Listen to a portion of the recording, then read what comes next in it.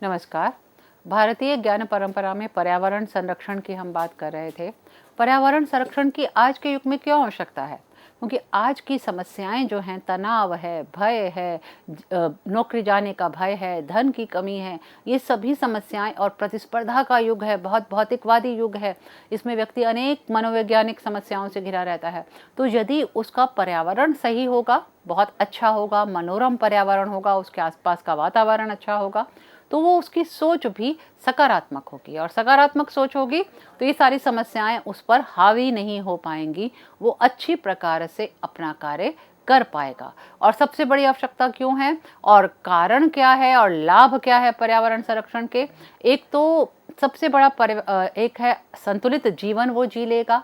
आर्थिक लाभ भी है उसके लिए मानसिक लाभ भी है, क्योंकि इन सभी मनोवैज्ञानिक समस्याओं से छुटकारा उसको मिल जाएगा, शांति होगी, बहुत पीस होगा उसके जीवन में, तो वो अच्छी प्रकार से चल सकता है। तो ये त्रिविध शांति के लिए पर्यावरण उसके लिए बहुत ज़रूरी है। उसकी शारीरिक शांति, उसके सभी रोग दूर होंगे, बहुत सुख शांति से जिएगा, बहुत भय रहित होकर जिएगा, मनोवैज्ञानिक समस्याएं नहीं आएंगी। तो शारीरिक लाभ है, मानसिक लाभ है और आर्थिक लाभ क्यों है? क्योंकि हमारा देश कृषि प्रधान देश है। हमारी आर्थिक व्यवस्था कृषि पर बहुत अधिक आधारित रहती है। तो कृषि, वन, फल इत्यादि का जब बहुत अधिक संरक्षण होगा तो उसका लाभ तो अपने आप ही उसको प्राप्त होगा। तो त्रिविध लाभ के लिए, शारीरिक, मानसिक और आर्थिक लाभ के लिए पर्यावरण बहुत अधिक अनिवार्य है। क्योंकि यदि हम मानसिक शांति हमारे पास होगी, शरीर हमारा रोग मुक्त होगा, मानसिक शांति होगी, तो आर्थिक लाभ तो हम प्राप्त कर ही लेंगे। और उस आर्थिक लाभ को भी देखो प्राप्त कराने में खेती, वन, फल इत्यादि पूरी अर्थव्यवस्था हमारी कृषि पर आधारित है। हम कितनी अधिक उन्नति तरक्की कर लें, भारत कृषि प्रधान देश है, हमारी अर्थव्यवस्था कृषि पर आधारित है। और जितने वस्तुओं का, जितने पदार्थों का उत्पादन और जितने संसाधन हमें कृषि से प्राप्त होते हैं, अपने खेतों से प्राप्त होते हैं, अब हरी भरी धरती से प्राप्त होते हैं, उतने विश्व के किसी देश में प्राप्त होने दुर्लभ हैं। कई ऐसे भी देश हैं विश्व में जहाँ कुछ भी नहीं उगता, वो सब चीज़ें बाहर से इंपोर्ट की जाती हैं। तो हम तो बहुत सौभाग्यशाली हैं कि हमारे अनाज, फल, सब्जियाँ सभी हमें प्रकृति प्रदान करती है। तो खाने की सभी चीज़ें हमें प्रकृति प्रदान करती है। अब ये हम पे डिपेंड करता है कि हम उसको किस रूप में बनाकर, पकाकर खाते हैं। हम उसको किसी भी रूप में बनाकर खा लें, स्वास्थ्यकारी रूप में बनाकर खा लें या अस्वास्थ्यकारी रूप, हितकारी रूप में बनाकर खा लें या अहितकारी रूप में बनाकर खा लें, ये हम लोगों मानवों पर डिपेंड करता है। लेकिन पर्यावरण, प्रकृति माता, प्रकृति तत्व हमें सब वस्तुओं को निःशुल्क प्रदान करती है, बिना किसी शुल्क के प्रदान करती है। और हम उसका उपयोग के बदले यदि उनका संरक्षण करते हैं तो यह सब हमारे लिए अत्यंत अत्यंत अत्यंत उपयोगी है। और इसलिए मैं कहना चाहूँगी कि अहिंसा की भावना है, पशुओं को नहीं मारना है, पशुओं की रक्षा करनी है, वो भी प्रकृति संरक्षण में आ जाता है, पर्यावरण संरक्षण में आ जाता है। यज्ञ विज्ञान है, वो प्रकृति को वापस करना है, प्रकृति को दोबारा लौटाना है। यज्ञ के द्वारा हम क्या करते हैं? जो वस्तुएं प्रकृति ने हमें दी है, हम प्रकृति को उसको वापस लौटाते हैं। यज्ञ से जो भी धूमीय अग्नि तत्व उत्पन्न होता है, वो वापस में फिर से पर्यावरण में जाता है, फिर से पर्जन्य बनता है, फिर से बादल बनते हैं, फिर से वो बारिश के रूप में हमारे समक्ष आता है, हमारे पेड़ पौधों, फल फूलों को बहुत अधिक समृद्ध करता है। अब आप देखिए, प्रकृति में भी विनिमय का नियम है। हम यदि वो हमें इतना कुछ प्रदान कर रही है तो हम उसको धन्यवाद के रूप में यज्ञों के द्वारा, अपनी पूजा अर्चना के द्वारा उनको प्रकृति के तत्व, प्रकृति को लौटाने का प्रयास करते हैं। और हमारे जितने पंच महाभूत हैं उनको हम प्रकृति से लेते हैं और प्रकृति के तत्व द्वारा ही लौटाने का प्रयास करते हैं। तो अहिंसा, प्रकृति के प्रति उनका श्रद्धा है, सम्मान है, प्रकृति के सभी जीव जंतुओं का सम्मान है, अहिंसा की भावना। और यज्ञ इत्यादि के द्वारा हम प्रकृति को लौटाते हैं। और जितने भी हमारे गुरुकुल इत्यादि हैं, वो प्रकृति में शिक्षा यदि हम ग्रहण करते हैं तो बालकों को हम सच में प्रकृति के लिए प्रेरित करते हैं। आजकल बहुत सारे विद्यालय और महाविद्यालयों में भी ओपन क्लासेस का प्रचलन शुरू हुआ है। ओपन क्लासेस मीन्स कमरों से बाहर क्लासेस, ताकि बच्चे सीखें कैसे बर्ड्स बोल रही हैं, कैसे बर्ड्स उड़ रही हैं, कैसे बर्ड्स अपना खा रही हैं, कैसे प्रकृति अपने अपने तत्वों को कर रहा है। तो एक एक चीज़ उनको सिखाई जाती है। और जो आज क्या, बहुत साल पहले भी जो ईवीएस पढ़ाया जाता है बच्चों को, एनवायरमेंटल स्टडीज़, वो इसीलिए पढ़ाया जाता है कि ताकि वो नेचर के साथ जुड़ने को देखें। उसी में ले जाकर उनको फील्ड वर्क भी कराया जाता है ताकि वो नेचर को करीब से देखें, बच्चा समझे, देखे। और जो देख कर उसको समझ में आता है, वो किताबें पढ़कर उसको समझ में नहीं आ सकता, क्योंकि जो देख कर वो प्रैक्टिकल रूप में समझता है, that is very much important. तो यज्ञ के द्वारा, अहिंसा के द्वारा, बहुत अधिक हम प्रकृति का ऋण उतारते हैं। जब हम प्रकृति के प्रति थैंक्स करते हैं तो प्रकृति के प्रति जो ऋण है उनको हम उतारने का प्रयास करते हैं। और यज्ञ इत्यादि के द्वारा, अपने थैंक्स के द्वारा, अपने सह अस्तित्व की भावना जब हम दिखाते हैं, सभी जीवों के साथ रहने की बात को जब हम सिखाते हैं, सह अस्तित्व अर्थात ये पेड़ पौधे, वन्य जीव, सारे हमारे पशु पक्षी, सारे हमारे लिए इम्पॉर्टेंट है। हमारा अस्तित्व है तो इनका अस्तित्व है, और इनका अस्तित्व है तो हमारा अस्तित्व है। ये जो सह अस्तित्व की भावना होती है, एक दूसरे पर डिपेंडेंट, वो बहुत ज़्यादा अनिवार्य है। और आप स्वयं देखिए और दिन प्रतिदिन की दिनचर्या पर जरा नज़र मारिए। सुबह उठने से लेकर रात तक प्रकृति हमारे लिए क्या क्या नहीं करती। हम अनदेखा करते हैं, लेकिन प्रकृति अनदेखा नहीं करती। हमें पता है, हम सड़क पर जाते हुए कितने पेड़ पौधों को एडमायर करते हैं कि कितने ग्रीन हैं, कितने सूखे पत्ते हैं, इनको हमें ठीक करना है, कितने पौधे हैं जिनको हमें ठीक करना है, चलो इनको कहते हैं, इनको पानी दें। लेकिन नहीं, प्रकृति ये नहीं सोचती है। प्रकृति पूरा ध्यान रखती है हमारा।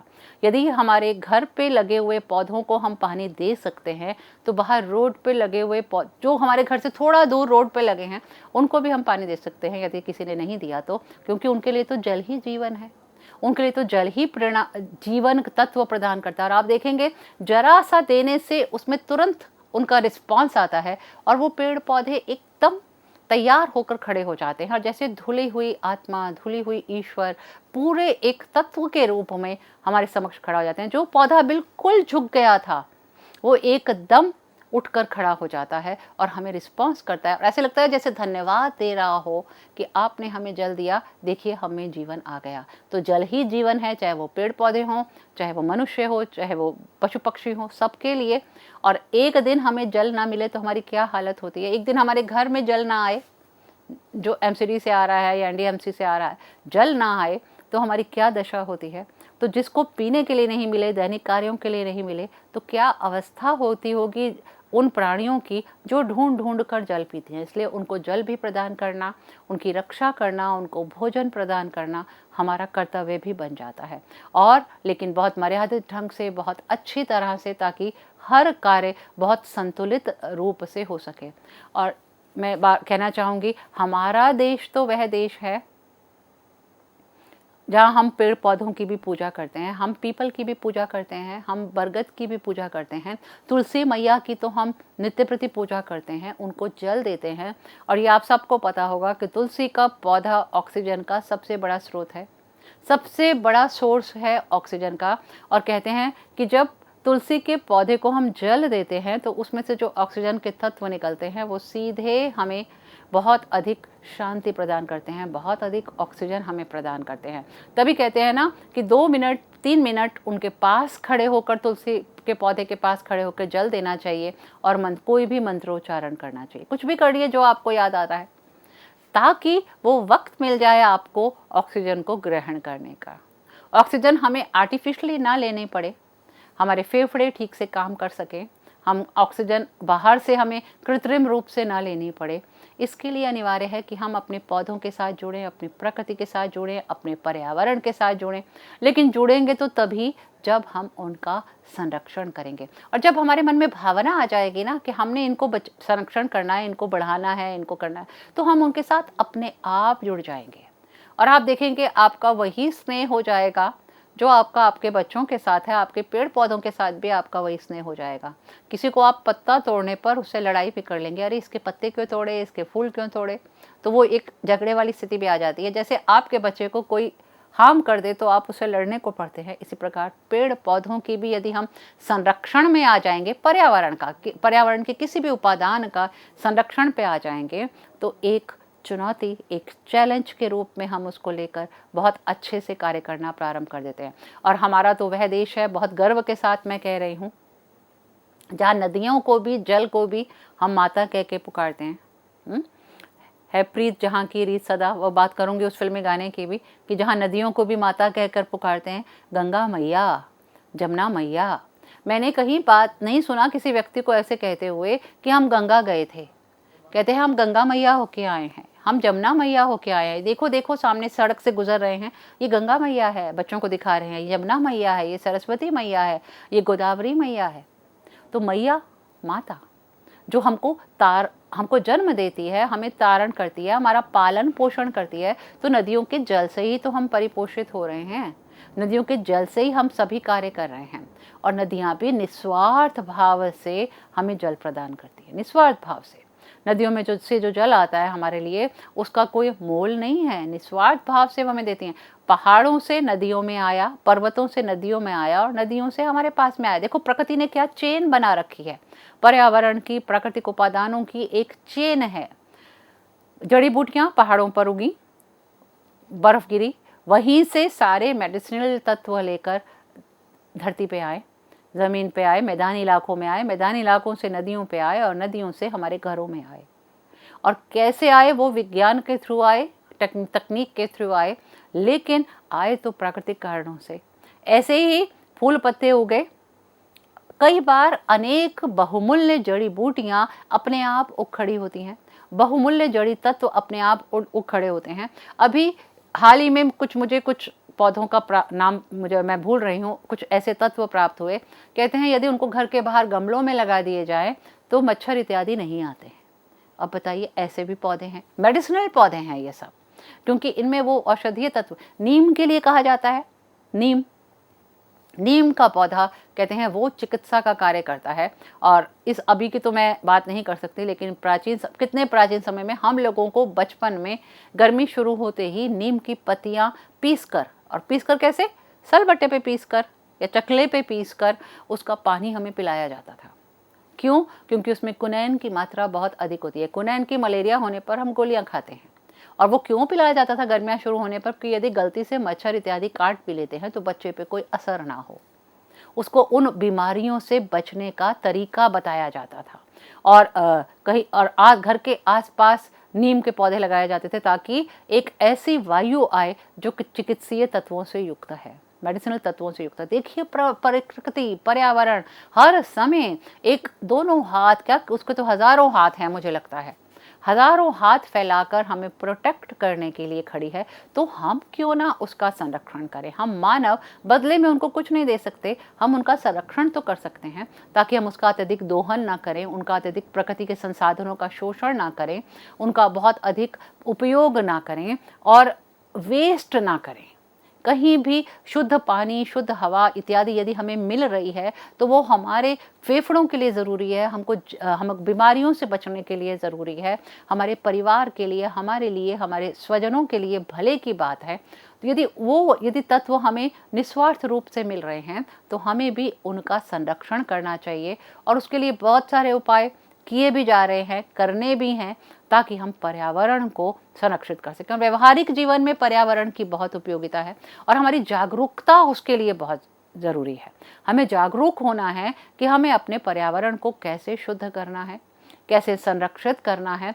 उसके लिए हमें ये पर्यावरण ध्वनि प्रदूषण के माध्यम से, जल प्रदूषण के माध्यम से विकृत हो जाता है, वायु प्रदूषण के माध्यम से भी विकृत हो जाता है। वायु प्रदूषण किसी भी कारण से हो, व्यक्ति के जीवन को तो प्रभावित करता है, तो उसके लिए भी बहुत अधिक प्रयास किए जा रहे हैं। लेकिन पर्यावरण के लिए जीवन में एक संतुलन लाना और एक बहुत अधिक सामंजस्य लाना बहुत अधिक अनिवार्य है, ताकि किसी भी साधन का हम अत्यधिक शोषण ना कर सकें और उस शोषण ना करने के साथ साथ उसको बहुत अधिक इस ढंग से उपयोग में लाएं कि वो अपना समझकर उपयोग में लाएं, उसको वेस्ट ना जाने दें, ना जल को वेस्ट जाने दें, व्यर्थ जाने दें, ना वायु को वेस्ट जाने दें, ना एनर्जी का सेवन भी, संरक्षण भी बहुत अधिक ज़रूरी है, चाहे वो ईंधनीय एनर्जी हो, चाहे वो ऊर्जा हो, किसी भी क्षेत्र की ऊर्जा हो, क्योंकि औद्योगिक क्षेत्र में भी ऊर्जा चाहिए, घर के क्षेत्र में भी ऊर्जा चाहिए, और हर फील्ड में व्यक्ति को ऊर्जा की भी, ईंधन, ऊर्जा, हर चीज़ की ज़रूरत पड़ती है।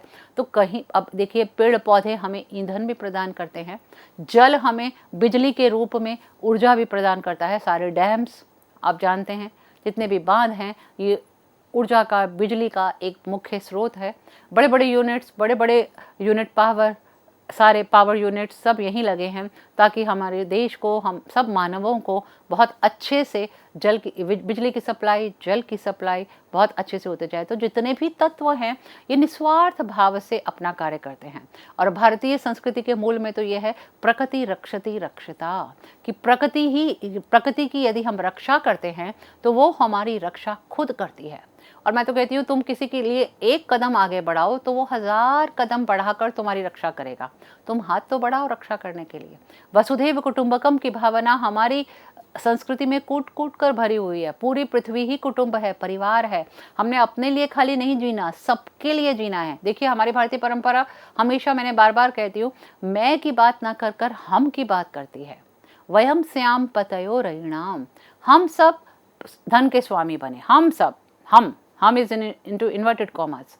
एक की बात नहीं हो रही, बहुवचन की बात हो रही है, सबकी, वो सबकी भलाई के लिए चलते हैं। हाँ, सबका मंगल, तेरा मंगल मेरा मंगल, सबका मंगल, ये बार बार हमें सुबह गाने को कहा जाता है। क्यों? ताकि बच्चा कहते कहते कहते कहते स्वयं भी वैसा आचरण करना शुरू हो जाए। तन में मना शिव संकल्पमस्तु, ये हमें बार बार सिखाया जाता है। वो मेरा मन शिव संकल्प वाला हो।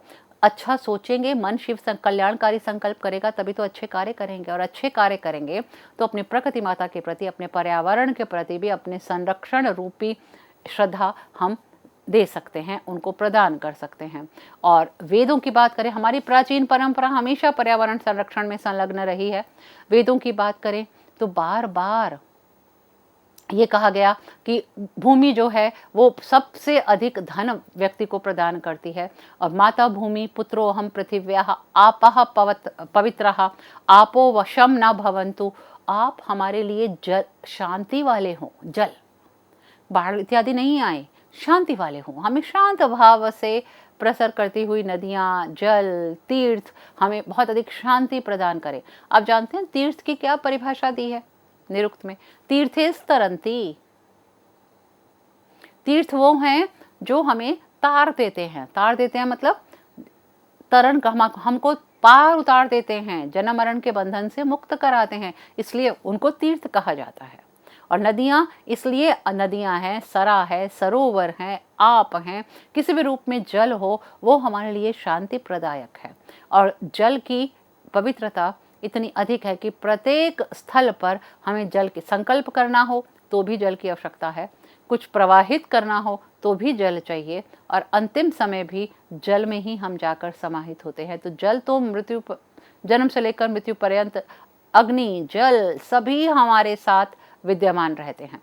तो इन प्रकृति के तत्वों की रक्षा भी हमें इनके धन्यवाद के रूप में अवश्यमेव करनी चाहिए। और वेदों में जहाँ जहाँ पर्यावरण संरक्षण की बात की गई है, वहाँ हमेशा कहा गया कि हमारे जितने भी ये तत्व हैं, वो चाहे वायु के रूप में हो, चाहे जल के रूप में हो, चाहे वनस्पति के रूप में, बार बार जो शांति मंत्र हम पढ़ते हैं, देव शांति, पृथ्वी शांति, औषधया शांति, सबकी शांति हो, सब हमारे लिए कल्याणकारी हो, है ना। सर्वे शांति, सामः शांति, आपः शांति, हम बार बार सबकी शांति की बात करते हैं। क्यों? ताकि सभी अपने निर्मल रूप में, अपने शांत रूप में हमारी सेवा करते रहे, शांत रूप में हमारे साथ आए, हमको अपना योग्यता प्राप्त, अपने संपूर्ण तत्व हमें प्रदान करें। इनका बहुत अधिक उत्कर्ष रूप हमें देखने को ना मिले, कभी भी अशांत रूप देखने को ना मिले, बहुत सौम्य रूप में ये सब हमारे समक्ष उपस्थित हो। जहाँ नदियों को भी माता कहा गया, पेड़ों को भी माता कहा गया, और वृक्षों, पौधों, जीव जंतुओं की रक्षा, पूजा, गो रक्षा, गो पूजा वेदों का सबसे बड़ा ध्यातव्य रहा है। बहुत अधिक गो रक्षा के नियम वेदों में हमें उपलब्ध होते हैं। ऐसे हम उपनिषदों की बात भी करें तो सर्वम खलविदम ब्रह्म, ये सारी पृथ्वी ब्रह्म से आच्छादित है। सभी तत्व वहीं से आए हैं, वहीं में समाहित होने हैं। कोई अपना पराया नहीं है। वसुधैव कुटुंबकम, सारी पृथ्वी तो कुटुंब की भांति है, परिवार है। तो उसमें जो हमें तत्व प्राप्त हो रहे हैं उनकी रक्षा भी हम सब ने मिलकर करनी है। और जब हम मिलकर करते हैं, पुराणों की भी हम बात करें तो पुराण कहते हैं एक वृक्ष समारोपणम 10 पुत्र समो भवेत। एक वृक्ष को यदि हम लगा देते हैं तो वो हमारे 10 पुत्रों के बराबर कार्य करता है। मतलब जो उपकार हमारे 10 बेटे करेंगे वो एक पेड़ कर देगा हमारा। कैसे? उसमें फल फूल उत्पन्न होंगे जिनको बेचकर हम अपनी आजीविका चला सकते हैं। वनस्पतियां उत्पन्न होंगी जिनको बेचकर हम अपनी आजीविका चला सकते हैं। ऑक्सीजन मिलेगी, बहुत अधिक निरोगता मिलेगी, बहुत अधिक शांति मिलेगी। सभी प्रकार के वृक्षारोपण एक मतलब देखिए, आप देखिए वेदों उपनिषदों और पुराणों में वृक्षारोपण बहुत पुण्य का काम माना जाता है। और पुण्य का काम कहते ही व्यक्ति जल संरक्षण का भी काम करता है। सभी प्रकार के कार्यों में बहुत अधिक निपुणता आ जाती है यदि हम प्रकृति का संरक्षण करना आरंभ कर देते हैं। संसाधन हमें बहुत मिले हैं, उनका हम बहुत अधिक दुरुपयोग ना करें, उनकी सुरक्षा करें, उनको जितना चाहिए उतना ही प्रयोग करें। अब जल संरक्षण के लिए भी स्कंद पुराण में कहा गया कि जल हमारे लिए बहुत अधिक जीवन प्रदान करने वाला तत्व है, इसका संरक्षण हमने करना है। साहित्य की बात करें, हम उपनिषदों की बात करें, हम किसी भी साहित्य में, किसी भी फील्ड में पर्यावरण संरक्षण हमें हर जगह प्राप्त होता है। और सबसे बड़ी बात है, जब हम रामायण महाभारत की बात करते हैं तो पर्यावरण संरक्षण, रामायण में तो प्रकृति के साथ जीवन जीने की कला ही राम जी के वनवास में हमें मिल जाती है। और साहित्य की बात करें तो ऐसा कोई साहित्य नहीं है जहाँ पर्वत, नदी, ऋतु, वर्ण, पक्षी इत्यादि का वर्णन ना हो। पूरे पूरे प्रकृति वर्णन हमें पूरे साहित्य में प्राप्त होता है, चाहे वो पर्वत, अब रामायण में भी पर्वत, नदियाँ, पशु पक्षी, वृक्ष, और कहाँ क्या जाना, गरुड़ जैसे पक्षीराज भी हमें प्राप्त होते हैं जो सीता माता को छुड़ाने के लिए अपने प्राणों तक की परवाह नहीं करते। तो प्रकृति, पर्यावरण जब हमारे साथ है तो हमें उसका संरक्षण करने का भी प्रयास करना चाहिए। महाभारत में भी ऐसे पृथ्वी रक्षति रक्षिता कहा गया। पृथ्वी की रक्षा करते हैं तो वो हमारी रक्षा करती है। देखो, रक्षा हम चाहे वो धर्म की हो, चाहे वो पृथ्वी की हो, चाहे वो जल की हो, चाहे वो वायु की हो, जिसकी रक्षा करेंगे वो हमारी रक्षा उतने और 100 गुना बढ़कर करेगा। तो पृथ्वी की रक्षा तो करनी है। और पृथ्वी माँ हिंस्यात, पृथ्वी पर हनन का कार्य नहीं करना। पृथ्वी को खोदना भी है तो क्षमा मांग कर खोदने का कार्य वैदिक युग में किया जाता था कि हम तुम्हारा खनन कर रहे हैं। खनन मतलब खोदना, तो हमें क्षमा कीजिए क्योंकि इसमें से हमने रत्नों को निकालना है ताकि तुम और अधिक रत्नों को देने वाली हमें बन जाओ। और साहित्य की हम बात करें तो अभिज्ञान शाकुंतल से आप सब परिचित हैं। शकुंतला प्रकृति कन्या थी। मनोभावों के साथ पर्यावरण जुड़ा हुआ है, जीवन के साथ जुड़ा हुआ है, जीवन के प्रत्येक क्षण के साथ जुड़ा हुआ है। ना दत्ते प्रिय मंडना अपि, जो बहुत अधिक प्रिय मंडन होने पर भी तुम्हारे किसी पत्ते को नहीं लेती थी, तोड़ती नहीं थी। और जो यस्या व प्रसूति समय यस्या भवति उत्सवः, और आपके जब पत्ते उगते थे या फल फूल उत्पन्न होते थे तो उसके लिए उत्सव होता था। ऐसी कन्या, ऐसा वर्णन विश्व के किसी देश में मिलना दुर्लभ है, जहाँ प्रकृति से बिल्कुल अंतरंग बने हुए हैं व्यक्ति। तभी तो वो हिरनियाँ उसका साथ नहीं छोड़ रही थी, पेड़ उसको जाने की अनुमति दे रही थी, केका का रव उसको जाने की अनुमति दे रहा था, क्योंकि वो प्रत्येक पल उसके जीवन का प्रकृति के साथ जुड़ा हुआ था। ऐसे ही मेघदूत की हम बात करें तो जीवन के प्रत्येक भाव, प्रत्येक तत्व, ऋतु संहार की हम बात करें तो कस्तूरी तिलकम नभा, आकाश कैसा है, वस्तु कैसी है, आश्रम कैसा है, धुआं कैसा है, यज्ञ धुआं कैसा उग रहा है। धुआं निकलने से ही समझा जा रहा है अभिज्ञान शाकुंतल में कि ये आश्रम है। इतने अधिक जगह से धुआं उसके उद्गम हो रहा है तो यज्ञ हो रहे होंगे, तभी ये आश्रम है। यहाँ निवार के चावल पड़े हैं इसलिए आश्रम है, क्योंकि मृग जो है निर्भय होकर घूम रहे हैं। पशु पक्षियों का संरक्षण हो रहा है और पशु पक्षियों को खाने की वस्तुएं प्रदान की गई हैं, इसलिए ये आश्रम है। मेघों का वर्णन, आकाश का वर्णन, सूक्ष्मता से वर्णन, इतना सूक्ष्मता से वर्णन, प्रकृति के इतना निकट जाकर इतना वर्णन हमारे साहित्य में प्राप्त होता है। और साहित्य तो क्या, चाहे नीति के ग्रंथ हों, चाहे साहित्य हों, बार बार हमें ऋतुओं के माध्यम से ऋतुचर्या भी सिखाई गई है, और किस ऋतु में किस तरह का व्यक्ति के मनोभाव हैं, कैसा उसका आचरण है, ये पूरा किया गया। और काव्य साहित्य की बात करें, संस्कृत साहित्य की बात करें, तो ऐसा कोई वैसे तो विश्व की किसी भाषा का कोई साहित्य ऐसा नहीं है जहाँ प्रकृति और पर्यावरण का वर्णन ना हो। हर जगह पदी वर्णन है, नदियों का, पर्वतों का, स्थल का, धरती का, भूमि का, पहाड़ों का, लेकिन उनकी रक्षा के लिए भी प्रयास किया गया है। अब आप देखिए, खड़ा हिमालय बता रहा है, डरो ना आंधी पानी में, बचपन में पढ़ा था। हिमालय, उस कविता का नाम था हिमालय, हिंदी भाषा की कविता। और वो कविता हमारे मन मस्तिष्क पर इतना अधिक प्रभाव डालती है कि हमें और कुछ याद हो ना हो, अपने बचपन में पढ़ी हुई कई कविताएं एकदम याद आ जाती हैं।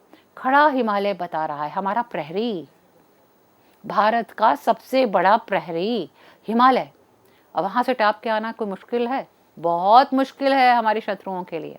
और वो क्या कहता है, डरो ना आंधी पानी में, किसी भी आपत्ति से नहीं घबराना है, कोई भी आपत्ति आ जाए वो तो टल जाएगी, क्योंकि हमारे देश को आप देखिए, चारों तरफ से प्रकृति माता ने एक आशीर्वादात्मक छाया प्रदान की गई है। पर्वत, समुद्र, नदियाँ चारों तरफ से ढका हुआ है, और अपने हाथ में लेकर, जैसे कहते हैं ना कि यहाँ विंध्याचल है, यहाँ और आर्यावर्त की परिभाषा भी इसी प्रकार की थी कि सबके बीच में आर्यावर्त है। मनुस्मृति में जो परिभाषा दी जाती है, एतद् देश प्रसूतस्य सकाशात् अग्रजन्मना स्वं स्वं चरित्रम शिक्षेरन् पृथव्या सर्वमानना। पृथ्वी के सभी मानवों को शिक्षा देने का काम हमारा देश करता था, क्योंकि प्रकृति की विशेष इस पर कृपा थी, पर्यावरण की बहुत अधिक कृपा थी। हमारा पर्यावरण, हमारा परिवेश, हमारा वातावरण हमारे मन मस्तिष्क पर इतना अधिक प्रभाव डालता था कि जो सकारात्मक हमें प्राप्त होता था वो सकारात्मक हम बाकी लोगों को देते थे। पूरा विश्व हमारी सकारात्मकता से चकाचौंध होता था। आज भी हमारा पूरा विश्व हमारी सकारात्मकता से चकाचौंध होता है, हमारी तेजस्विता से चकाचौंध हो रहा है कि जाने ये लोग किस मिट्टी के बने हैं, जो इन पे कोई प्रभाव नहीं होता। और प्रभाव होगा कैसे, जब प्रकृति माता का वरद हस्त हमारे समक्ष विद्यमान है, हमारे ऊपर विद्यमान है, प्रकृति की, पर्यावरण की कृपा। और यह कृपा बनी रहे, इसके लिए हमें परोपकार की भावना सिखाई जाती है। वृक्ष भी देखो, परोपकाराय फलंति वृक्षा, बार बार कहा जाता है, निस्वार्थ सेवा करते हैं। प्रकृति का गुण है, निस्वार्थ सेवा करती है। वृक्ष सारे परोपकार के लिए फलते हैं। परोपकाराय दुहंति कावा, परोपकार के लिए ही गायें दूध होती हैं। परोपकाराय वहंति नद्या, परोपकार के लिए ही नदियां बहती हैं, उनका कोई अपना कोई स्वार्थ नहीं है। निस्वार्थ भाव से प्रकृति के उपादान हमारे कार्य करते हैं, और कार्य करते हुए हमें एक शिक्षा देते हैं कि हमें बदले की अपेक्षा कभी भी नहीं रखनी चाहिए। एक्सपेक्टेशन बहुत कम रखनी है। भलाई परोपकार्थम इदम शरीरम, अंत में ये भी कह दिया भर्तृहरि जी ने कि परोपकार के लिए ही ये शरीर है। यदि ये प्रकृति के सभी तत्व, पूरा पर्यावरण हमें निस्वार्थ भाव से दे रहा है, तो हमें भी परोपकार के लिए करना चाहिए। तो आश्रम जीवन प्रकृति के साथ संतुलन सिखाता है, गुरुकुल इत्यादि प्राकृतिक वातावरण में रहना सिखाते हैं, और नदियाँ हमें अविरल रूप से बहती हुई, बहुत सतत रूप से बहती हुई निरंतर कार्य क्षमता का उपदेश देती हैं। तो हमारे जीवन को संतुलित बनाने के लिए प्रकृति का संरक्षण, उसका संतुलन, उसका अस्तित्व, सारी भावनाएं एक साथ मिलकर हमें जीना सिखाती हैं, चलना सिखाती हैं, एक नैतिक विमर्श सिखाती हैं, नैतिक रूप से आगे बढ़ना सिखाती हैं। और एक भारतीय दृष्टि है, भारतीय ज्ञान परंपरा हमें आधुनिकता से जोड़ती हुई, प्रकृति के सौंदर्य से जोड़ती हुई पर्यावरण का संरक्षण हमें करने का उपदेश देती है। वर्तमान सरकार ने बहुत अधिक प्रयत्न किए हैं, बहुत अधिक वृक्षारोपण केंद्र स्थितियाँ और बहुत अधिक योजनाएं हमारे लिए बनाई हैं। बहुत अधिक ई ट्रैफिक भी बहुत अधिक शुरू किया है कि ई वाहन हो, संसाधनों की कमी ना हो, बहुत अधिक समानता हो। और एक छात्रों के लिए भी बहुत अधिक ज़रूरी है कि पर्यावरण और प्रदूषण से अपने देश को बचाने का प्रयास करें। वनस्पति और जीवों की रक्षा के लिए भी संगठन बनाए गए हैं, और हर प्रकार के प्रदूषण से बचने के लिए भी, सारे औद्योगिकरण से बचने के लिए भी नियम बनाए गए हैं। छात्रों को भी चाहिए प्रोजेक्ट्स के माध्यम से, डिजिटल मीडिया के माध्यम से प्रदूषण इत्यादि को रोकने का प्रयास करें, और जो भी संकट हैं पर्यावरण पर, सभी संकटों का निवारण करके अपने सभी कार्यों को बहुत अच्छे ढंग से आगे करें, ताकि स्कूल लेवल पर, महाविद्यालय लेवल पर प्रदूषण और पर्यावरण संरक्षण किया जा सके। और ये सभी तत्व हमारे लिए बहुत ज़रूरी हैं, हमारे आध्यात्मिक, आधिभौतिक, आधिदैविक, आधिभौतिक उत्थान के लिए ज़रूरी हैं। तो प्रकृति माता को प्रणाम करते हुए, पर्यावरण संरक्षण के लिए आप सबको उद्बोधित करते हुए मैं अपनी वाणी को विराम देती हूँ। धन्यवाद।